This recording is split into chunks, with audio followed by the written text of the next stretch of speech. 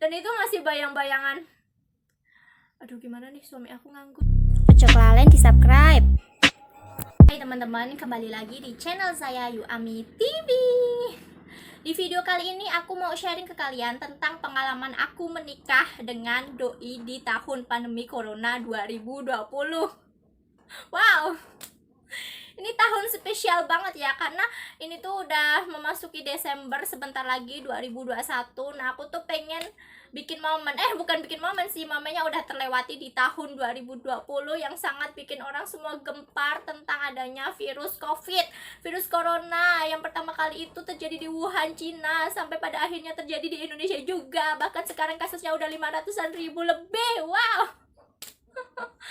Aduh, jadi waktu awal corona di Wuhan, masyarakat sini tuh ya asyap bagi orang Wuhan gitu ya. Tapi mau gimana lagi, akhirnya kita itu pecah telur gitu ya, sampai 2 orang kasus positif corona gitu. Dan semua orang yang punya budget lebih datang ke mall, datang ke minimarket untuk belanja semua kebutuhan karena waktunya lockdown. Memang Indonesia nggak lockdown sepenuhnya gitu ya, nggak. Apalagi di sini nih, di daerah aku di Kalimantan, untuk kasusnya sendiri itu di awal-awal belum ada gitu. Nah, masyarakat sini cuma himbauan aja, PSBB aja, cuma disuruh pakai masker, cuci tangan, ya begitulah seperti pada umumnya ya. Tapi mau gimana lagi, kita kan kalau melihat berita gitu, kita melihat di HP lagi-lagi corona, di mana aja, di TV, di semuanya gitu ya. Orang pada tiba-tiba meninggal, orang pada tumbang gitu. Pikiran kita jadi, apakah besok aku juga akan terinfeksi gitu ya.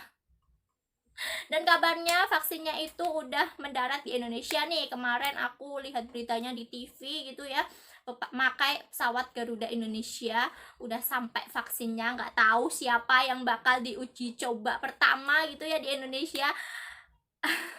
Menurut kalian siapa nih yang bakalan menjadi, apakah presiden ataukah menteri? Gak tahu, kita tunggu aja. Dan apakah ada efek sampingnya juga, kita sebagai masyarakat awam cuma bisa menunggu, cuma bisa liatin aja gimana kasusnya. Oh ya, kan mau cerita menikah di tahun pandemi, kenapa kita membahas yang luar-luar? Oke, langsung aja ya ke topik intinya. Aku menikah di tahun pandemi yang hampir gagal ini. Jadi aku sama doi udah melangsungkan tunangan di Desember 2019 dan semuanya berjalan dengan lancar, penuh kebahagiaan.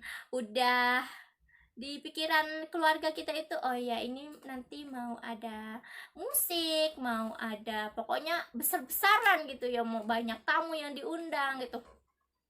Jeder. Karena di pekerjaannya dia itu mengharuskan karyawannya untuk menetap di tempat kerjanya, di mesnya. Oh my god, aku tuh udah itu ya, ancer-ancer gitu. Harga wedus berapa, harga sapi berapa, harga daging berapa, harga ayam berapa, terus sayur-sayuran berapa, beras berapa, pokoknya udah aku catat semuanya. Terus jumlah orang yang akan kita undang itu si doi juga mencatat tuh, bukunya masih ada gitu ya. Dan semuanya batal.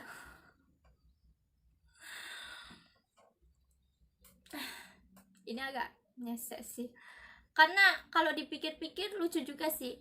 Aku emang sih nggak pengen yang terlalu wow megah banget, tapi kan namanya menikah kan ya, satu kali seumur hidup, terus keluarga di sini juga banyak, juga rame, pastinya kan pengen lah diundang semuanya, biar datang semuanya gitu ya. Tapi apalah daya, untungnya aja nih kita itu masih bisa melangsungkan pernikahan, akad dan resepsi di dalam rumah. Sampai ada satu kejadian nih, waktu aku beli pecel gitu ya, sempat ditanya, katanya kamu mau nikah ya. Sekarang kalau nikah tuh sembunyi-sembunyi loh, harus benar-benar sembunyi dari aparat, harus benar-benar sembunyi dari polisi, karena supaya nggak dibubarkan. Aku coba menghela nafas lah. Ya kok emang kita nggak adain acara besar-besaran, emang kita nggak mengadakan musik dan sebagainya gitu ya. Tapi tetap aja banyak respon dari masyarakat itu nyinyir gitu ya. Ih, kok nggak itu banget sih, nggak bijak banget, ditunda aja kayak tahun depan. Aduh coy, untung aja bisa nikah gitu ya, untung aja si doi itu dari pabriknya bisa mengeluarkan dia gitu supaya akad di rumah. Itu aja aku udah bersyukur banget si doi bisa pulang. Dan sempat sih terfikir di benakku waktu itu si doi masih statusnya karyawan kontrak.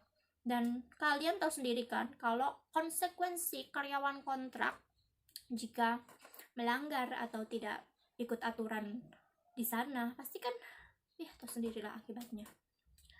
Ya aku berusaha sama si doi meyakinkan kalau emang beneran bukan rezeki kamu di sana, ya mau gimana lagi. Aku malu loh sama MUA, malu sama pihak KUA yang udah aku siapin segalanya gitu.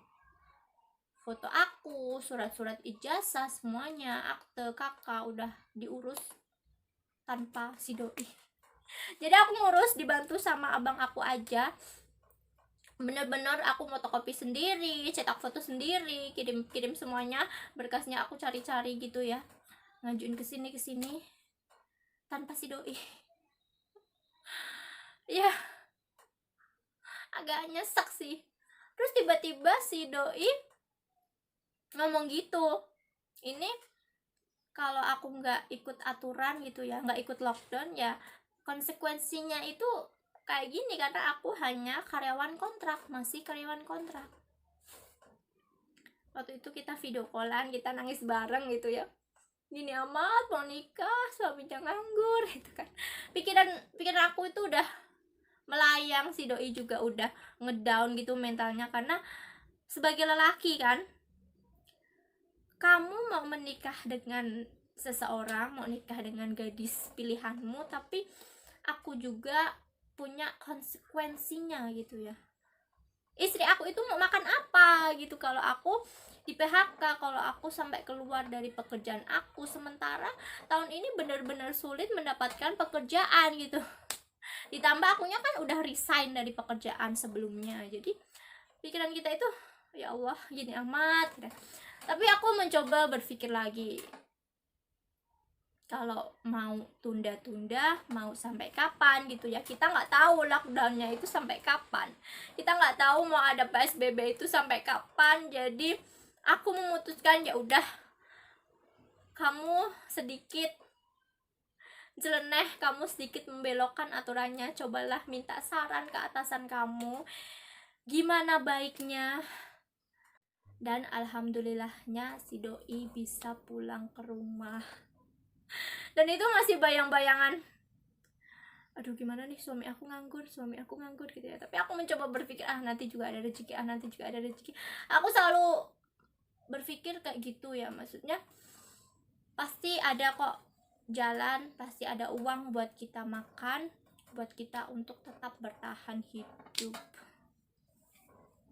Dan waktu akad tuh sumpah nyesek banget, saksinya emang banyak, yang datang juga lumayan banyak. Kirain aku tuh cuma 10 orang, 20 orang itu yang datang, ternyata lebih dari itu. Padahal aku tuh nggak nyebar undangan ya, karena dari kakak aku juga kan keliling gitu, kalau bisa datang. Cuma kita itu nggak nyebar undangan secara tertulis, karena yang ditakutkan itu ya tadi aparat peraturan gitu ya. Karena itu bulan Juni itu masih gempar-gemparnya juga PSBB, corona, lockdown tuh masih kasusnya masih sangat bikin kita itu takut gitu. Kalau sekarang mah udah longgar, udah it's okay why lah, udah ya agak longgar lah peraturannya juga, udah nggak seketat pertama kita masuk corona, waktu waktu negara kita kemasukan corona. Dan akhirnya pada tanggal 14 Juni 2020 pagi aku sah menjadi istri orang. Aku nangis ya, karena bener-bener ini tuh tahun pandemi, tahun corona, dimana semua orang mengisyaratkan kita untuk menunda pernikahan kita sampai tahun depan, sampai corona ini benar-benar hilang, sampai corona ini benar-benar nol kasusnya. Dan alhamdulillah 2 minggu setelah kita nikah, suami aku kembali dipanggil buat kerja di perusahaannya. Dan alhamdulillahnya lagi di bulan kemarin doi sudah menjadi karyawan. Jadi aku tuh agak menghela nafas kalau saja kemarin tuh aku mendengarkan kata mereka supaya nanti aja. Mungkin aku saat ini belum jadi istri orang. Mungkin saat ini aku masih pacaran kayak biasanya pacaran. Ya masih kayak ABG yang lainnya gitulah. Jalan-jalan gak jelas gitu kan. Ya gimana lagi, kita kan butuh yang namanya pendamping hidup. Akan terasa munafik jika seseorang gak mau sama pasangan, gak mau dicintai atau mencintai, karena kita itu selalu butuh seseorang yang mampu mendampingi hidup kita, yang mampu memberi kenyamanan, curhat apa bareng. Kan kalau udah suami istri enak, kalau masih pacaran ya curhatnya susah ya, gimana, harus intens gitu kan, susah kalau masih pacaran. Kalau pacarannya sehat sih, mana ada sih pacaran sehat. Jadi ngawur kan pembicaraannya.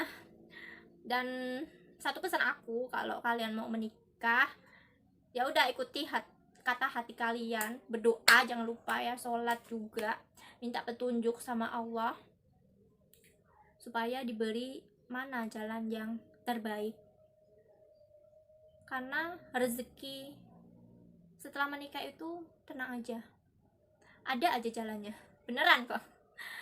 Ya beneran sih, waktu kemarin sempat pinim gitu ya, masih ada tanggungan gitu kan, tiba-tiba ada aja rezeki yang muncul gitu, ada aja rezeki buat kita makan, rezeki kita sehat kan termasuk rezeki ya.